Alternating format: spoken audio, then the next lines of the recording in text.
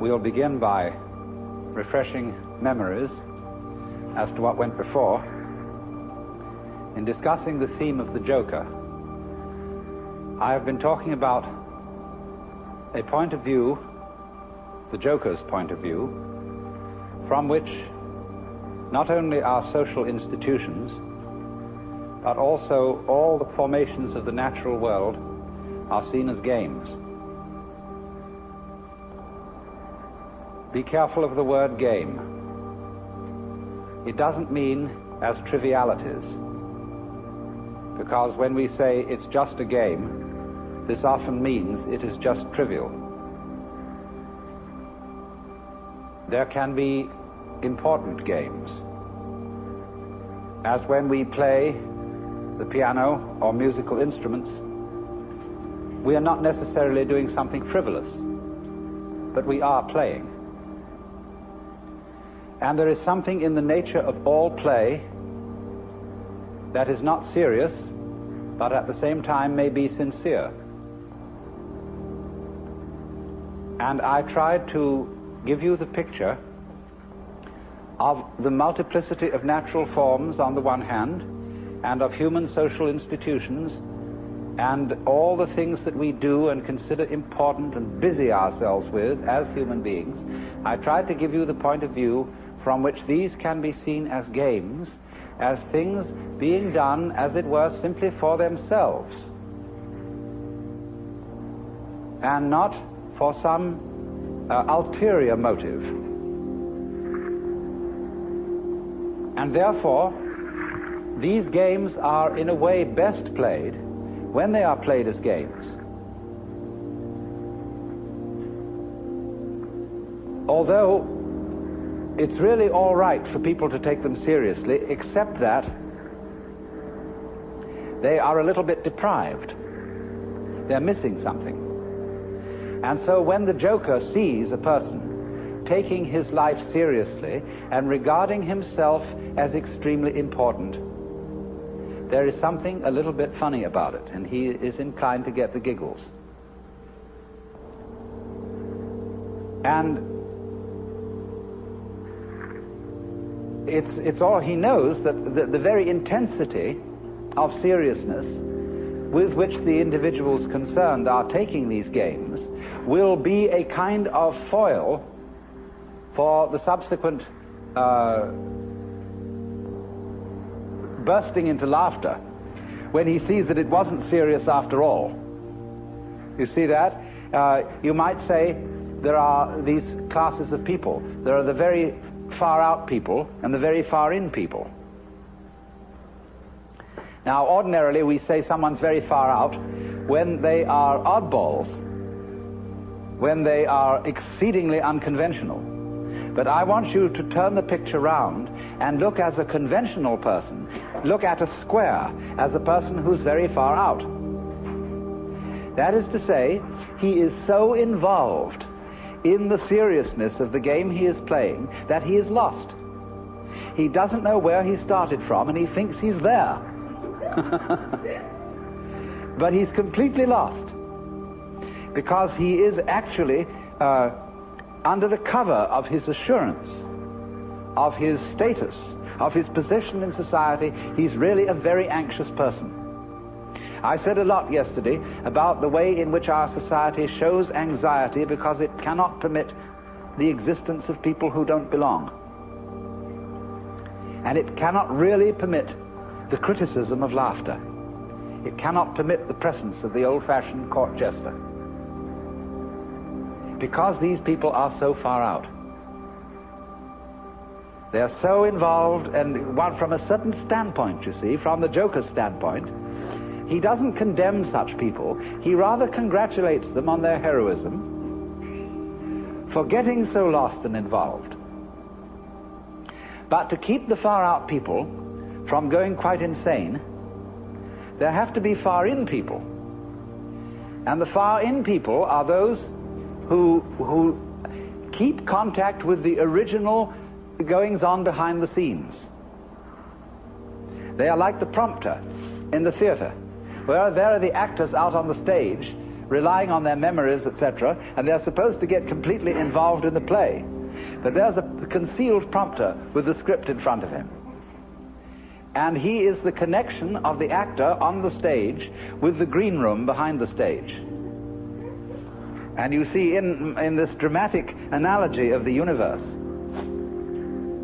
the green room is the central point, the still point of the turning world.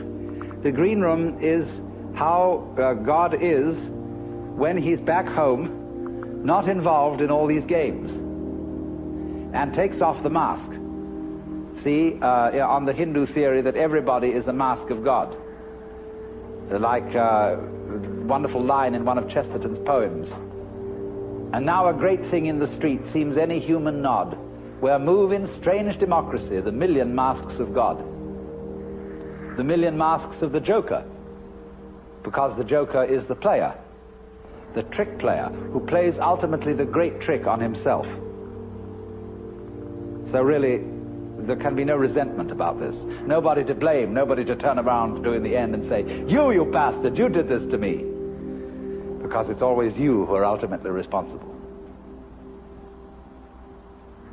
So, this prompter, you see, keeps the actor on the stage in touch with the green room. And so there are certain people in the world who might be a kind of a priesthood sometimes, although priesthoods are apt to become corrupt and square. But a kind of people in the know.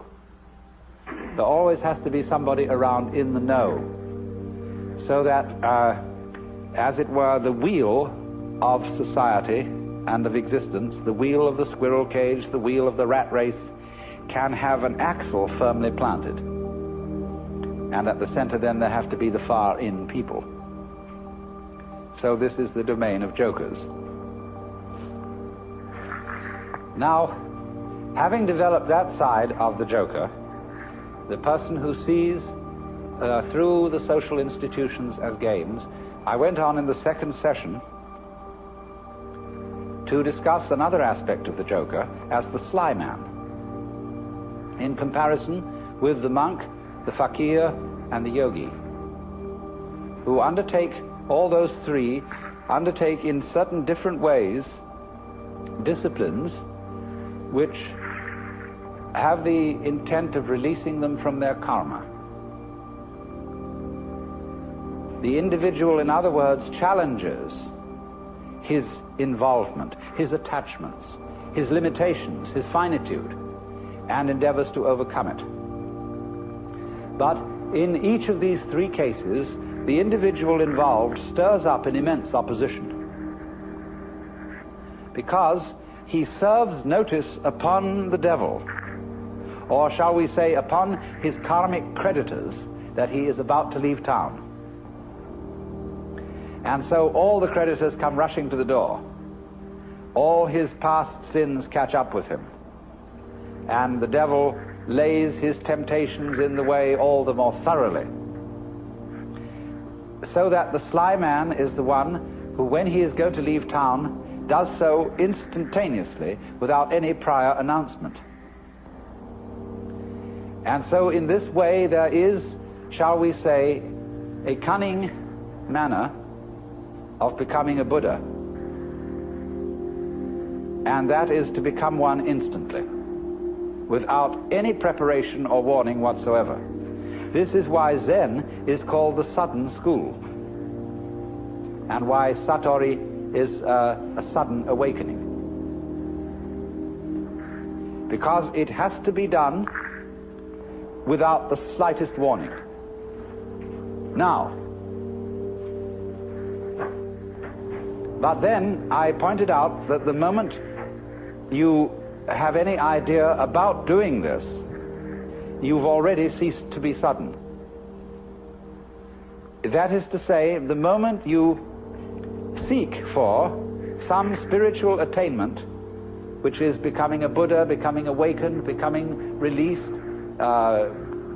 getting in there, you've already served notice upon your creditors. So that somehow or other you find that you have to do it without intending to do it. And that is a double bind. which you impose upon yourself when you say, I must find a way of doing this spontaneously.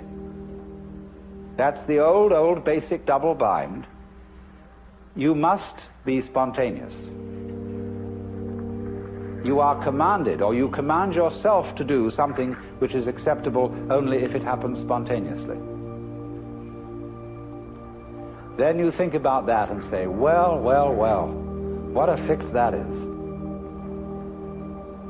Here am I saying, I must be surprised, and I'm going to lay plans to surprise myself. So by going through this, you discover naturally that can't be done. You can't surprise yourself on purpose. Yet that's what you have to do. So what about it? You come to a state of total paralysis. You're stuck.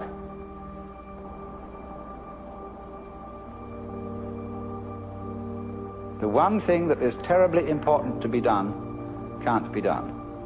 It has to happen. It really does if you're earnest about this. You want to get out of the trap. But you can't do anything about it, either actively or passively. But then as you begin to see what you are doing all the time, you notice a very odd fact, which is that you can't help being spontaneous. If I say to you, good morning, and you say good morning, what is that? Did you plan this answer? Did you make preparations to grow your hair? Do you make decisions about having blue eyes? You see, about breathing? Is this all planned? About beating your heart? And what about your thinking? Even if it's very blocked thinking, even if you feel from a certain point of view that you're all mixed up, what is going on anyway? You see, you can't stop it. It's like trying to, we were discussing the Gurdjieff thing yesterday, the self-remembering exercise, the attempt to live completely in the present. Well, that's not only a Gurdjieff idea, that's a very ancient yoga and Buddhist discipline, to be completely here and now.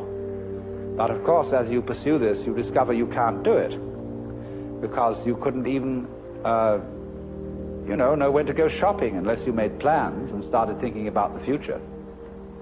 You couldn't move. But then you discover, you see, that in the long run there's nothing to think about except the here and now. There really isn't anything else. Because even when you make plans for the future and you remember the past, you're doing it all in the present. Your memory is a present activity. There's no way of not being self-remembering and having presence of mind. So when you discover that, there's nothing left to you but to have a good laugh.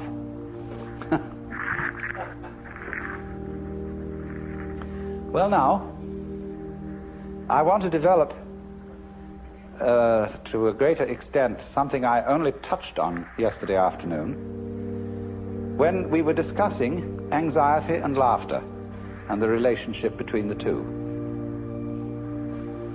I suggested that anxiety and laughter are really the same phenomenon, but seen from different points of view.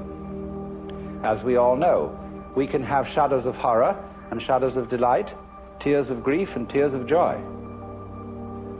And it's the same shudders and the same tears in either case, but they have a completely different meaning.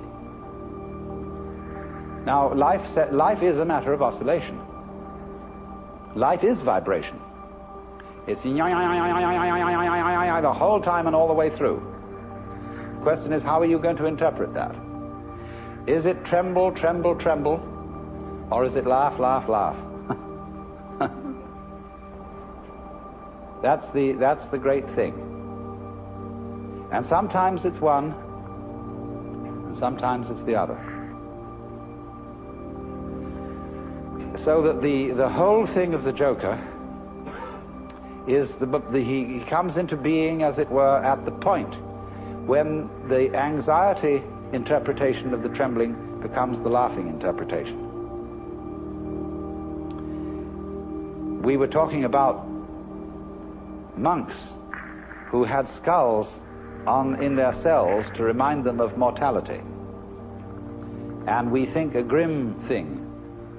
The skull is a grim thing. But Chesterton had the poem about the skull. Chattering finch and waterfly are not merrier than I. Here among the flowers I lie, laughing everlastingly. No, I may not tell the best. Surely, friends, I might have guessed death was but the good king's jest. It was hid so carefully. So you can see the skull not as a grim thing, but as a laughing thing. It's all that's left of a human being. And all the surface is peeled off, and nothing but this beautiful bone remains. It laughs.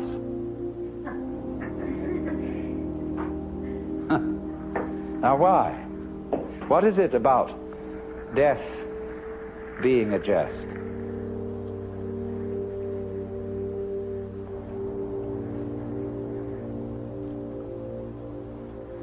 We discussed the problem of the zebra. You remember whether a zebra is a yellow horse with black stripes or a black horse with yellow stripes. And of course, you can see it either way. And you can argue till all is blue about which side is right. And let's suppose that a black horse is a horse of ill omen, even though striped with yellow. And a yellow horse, a horse of joy and good omen, even though striped with black. This is our eternal problem. We are in the state of egocentric consciousness, firmly convinced that death is a threat. We are so convinced of this, even though individuals may say, well, I'm not really afraid of death. What I'm afraid of is dying in an unpleasant way. Nevertheless, since almost all moralists and people concerned with ethics seem to agree, whatever their differences of opinion, that survival is a good thing. In some sense, if not survival in this body, even the most, the people who would rather be dead than red, firmly believe that that is true because they believe there is a hereafter where they can go and where they can be rewarded for the courageous stand against evil which they have taken. You see? So that's still some kind of insistence on the value of survival. And we all cling to this idea of survival with tremendous passion. But we have been fooled, because survival is an important ideal only so long as you have bothering you the bugbear of death, that the world might stop altogether, and that your death, so far as you are concerned, is curtains forever. And that is really the bogey. You see, that's all very well to rationalize and say, no, it's not death I'm afraid of, it's the pains of death. But if you think about it deeply, there are several stages in thinking about it deeply. The first stage is the real horrors of endless night, of the futility, of the whole conception that one's own life, or indeed the whole life of the cosmos, might be nothing but a flash, and beyond that, nothing. Nothing, nothing, in all directions. When, for example, we think of the physicist's idea that the universe is running down, that all energy is seeking a stable state. Supposing, for example, to give an illustration of what they mean, I have a jar of black pepper and a jar of salt, and I pour them together into another jar, and I can see the white salt and the black pepper fairly well delineated. Then I start shaking the jar, and slowly, the black and the white disappear into a gray. That can never be sorted out again into black and white. In this sort of way, as things go on, the universe, they say, it tends to attain a stable state, to run down until that's the end.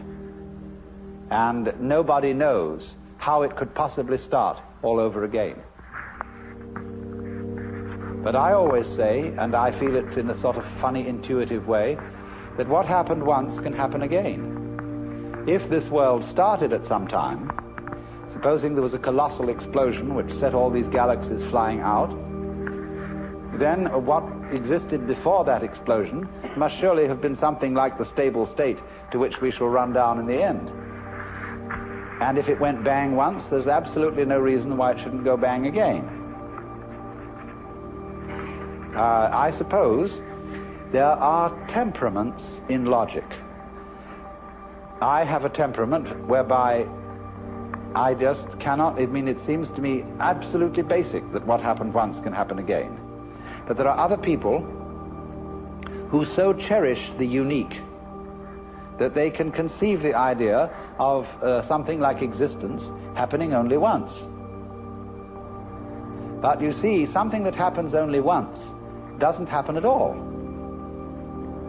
What happens if a given sound consists of only one vibration? What is the upcrest of a wave apart from the downcrest? Can you conceive that? That's the same koan as what is the sound of one hand.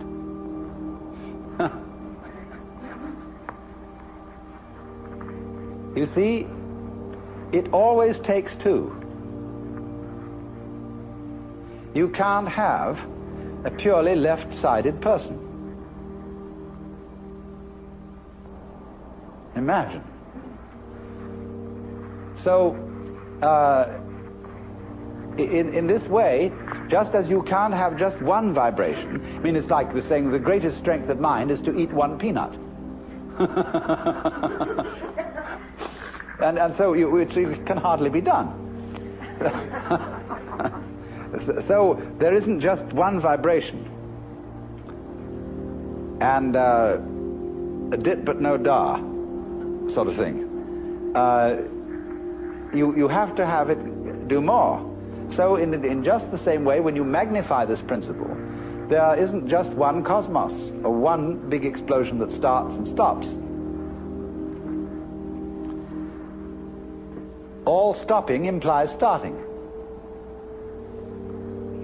Someone just wrote to me, we haven't parted because we never met.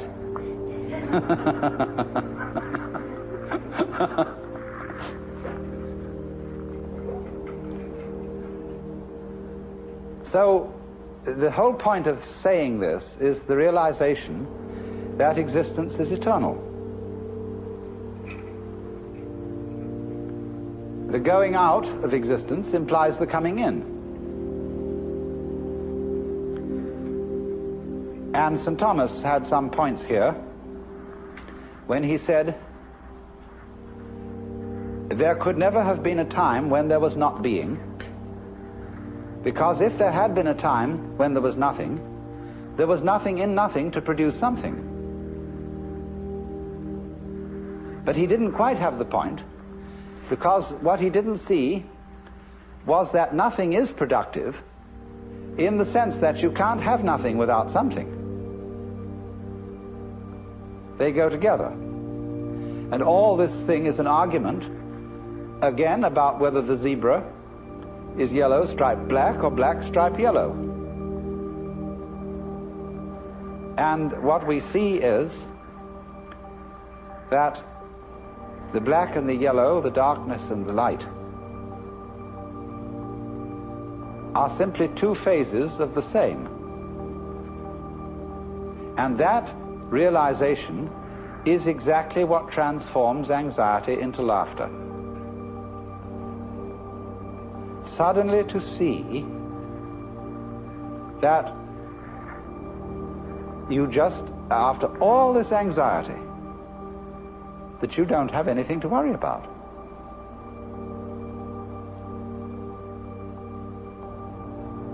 Now, that doesn't mean that there will not in our future lie some extremely painful experiences, or experiences that we would ordinarily interpret as horribly painful. We may all die of ghastly diseases, or of radiation burns, or of unimaginable things. But look here. I very briefly touched on pain yesterday and the way pain is interpreted.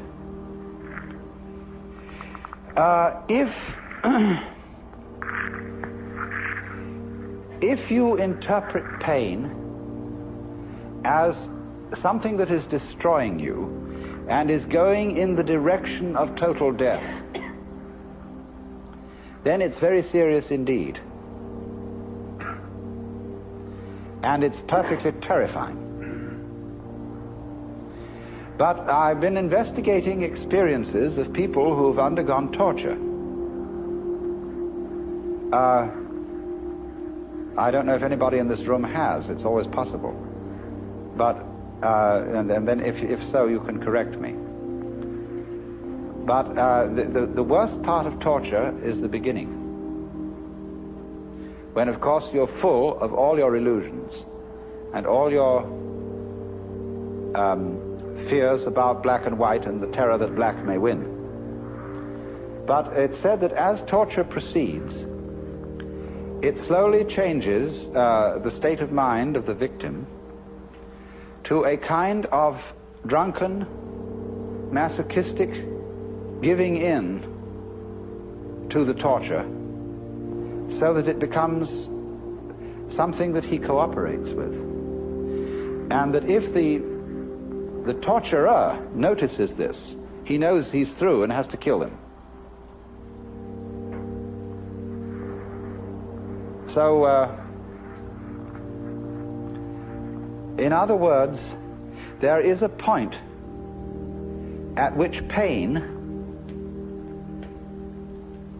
becomes an experience without having a negative interpretation put upon it. Becomes, in other words, converted into ecstasy.